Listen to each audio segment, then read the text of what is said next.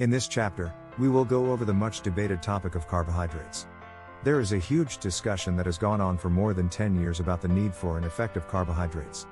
Some say they are vital, some say they are straight up poisonous. I want to approach this topic with clear mind and scientific evidence. First off, what is the role of carbohydrates in human biology? Carbohydrates are the main fuel for cell energy and they are the fastest source. So the organs and tissue that need it the most can't function without carbohydrates. Most of all, I'm talking about our brain. Our brain must get around 125 grams of carbohydrates every day. This amount is less in case of ketosis, which is another topic entirely. What happens when we don't offer this amount to our brain daily? No, we won't get brain dead. Instead, our liver starts to break down glycogen storage, which is around 400 to 700 grams of stored glucose in our liver and muscles, and use this. But what happens if those storages are depleted? Our brain still won't suffer. Instead, our clever biology starts to turn our body's protein into glucose.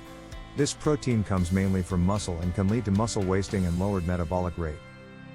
That's usually the problem with low-carb diets. They don't cover the body's need for extra protein to turn into carbohydrate. So we know that our body needs at least 125 grams of carbohydrates per day, but where else is carbohydrate needed? As we've noted, glucose is the fastest energy source from diet, compared to fatty acids and ketone bodies. That's why our body's carbohydrate needs go up the more intense physical activity there is.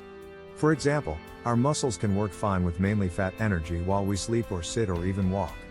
But when we lift weights, run, swim or walk up the stairs, our muscle cells need that fast energy from carbohydrates.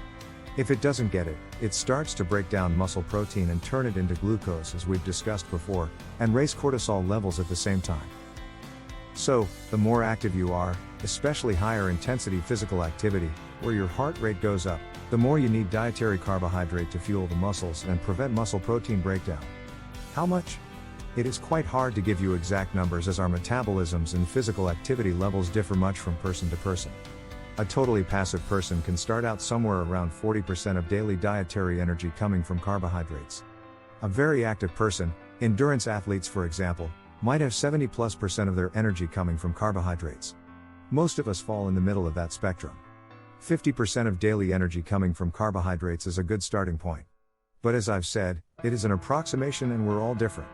That means you'll have to start from some point and test out what works for you. How do you know if you're getting enough carbohydrates? It is actually quite a common problem and there are some signs that can tell us if your body, brain, needs more carbohydrate, taking into account that you aren't lacking other nutrients. The common signs are fatigue, dizziness, hunger that helps for a short period after eating, problems sleeping, risen heart rate, lowered physical and also mental performance, sometimes thirst. If you experience those symptoms for more than a couple of days, you should try to slowly raise your carbohydrate levels.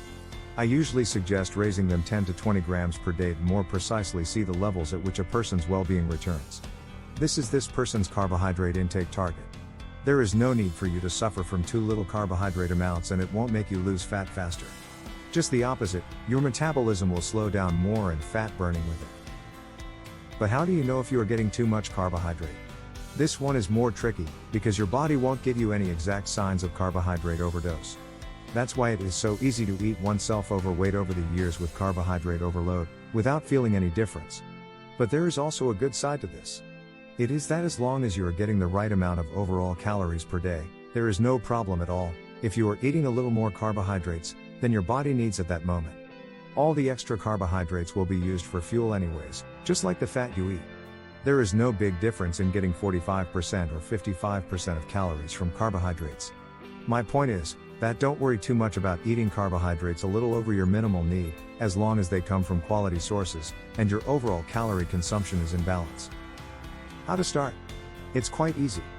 The first step is to dump from your diet everything you don't necessarily need, isn't natural or doesn't add health benefits. What is left after that is often good enough. After that, it is time to add some good carbohydrate sources to your diet. So, what are the good sources of carbohydrates that you should eat? They have two things in common. They are so-called slow carbohydrates and they contain good fiber. We'll talk about fiber in a different video, but as for slow, it means that they take longer to absorb, and won't cause a spike in your blood sugar and insulin. It's also known as a low glycemic index. In fact, most natural carbohydrate sources have a low to medium glycemic index. Fast-absorbing carbohydrates are mostly in processed foods. The best sources of carbohydrates are fiber-rich vegetables like broccoli, cauliflower, carrots, leek, spinach, asparagus, zucchini, Brussels sprout, radishes and so on. Be aware of high-carbohydrate vegetables like potatoes. They aren't restricted, but they don't have as much good stuff for all the carbohydrates they contain. How much vegetable a day? Aim for at least 500 grams or 18 ounces. The more the better. Don't worry, nobody in history has eaten himself fat from broccoli.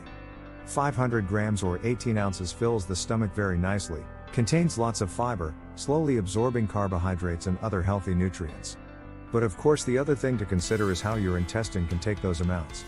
We'll talk about the so-called side effects of diet change in another chapter. Whole grains/cereals, like oat, buckwheat, quinoa and rice. Whole grains have a good composition of micronutrients like vitamins and minerals and different kinds of fiber. Whole grains are the best option to fill your daily carbohydrate need. They don't have to be in a porridge/cooked form, for example muesli or low-carb oat bread or crisp bread are great whole grain foods to consider. Fruits and berries. Fruits and berries contain amazing micronutrients and help promoting flavonoids and antioxidants that you can't get anywhere else. In general, they have the highest glycemic index of natural carbohydrate sources. That's why they fit perfectly as pre or after workout meals or as breakfast, after a fast. So to sum up this topic, there is no need or sense in restricting carbohydrate consumption too much. It might cause more harm than good. You should aim to get the minimal needed amount of carbohydrates from the best sources. Usually it is at least 40% of all calories. But we are all different and with different needs. If you don't feel good or are more physically active, raise your carbohydrate levels up depending on your physical activity levels. The best sources for carbohydrates are low-carb vegetables, of which you should get at least 500 grams or 18 ounces a day, whole grains/cereals, fruits and berries. Of course there are also carbs that come from protein and fat sources, like seeds and cottage cheese, so those make up some of the need. So don't be afraid of carbs. Besides fast energy, you'll get many nutrients like fiber, vitamins and flavonoids that you won't get from other sources. The point is to eat enough, but not too much.